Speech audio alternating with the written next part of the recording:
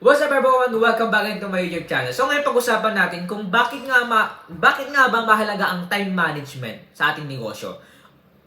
Alright, kung bago sa aking channel, please subscribe, click the notification bell para update mo kayo sa mga bagong vlog na upload in the future. At the same time, kapag na-reach po natin yung 100k subscriber, ay magpapag-giveaway po tayo after this year, 2025. That's my prayer. Alright, balik tayo sa ating topic. Bakit nga ba mahalaga ang time management sa negosyo?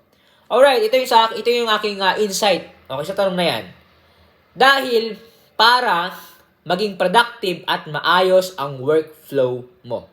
Kailangan natin ng time management. Dahil ang oras ay tumatakbo at the same time, time is gold. Kaya simula ngayon, kailangan mo nang mag-set ng time mo. Kung anong oras ka magsisimula, anong oras ka papasok, anong oras ka uwi, at the same, anong oras ka magiging, kumbaga, magbebenta. Okay? So, if you want to buy this book, please click the Facebook po yung official link in the description.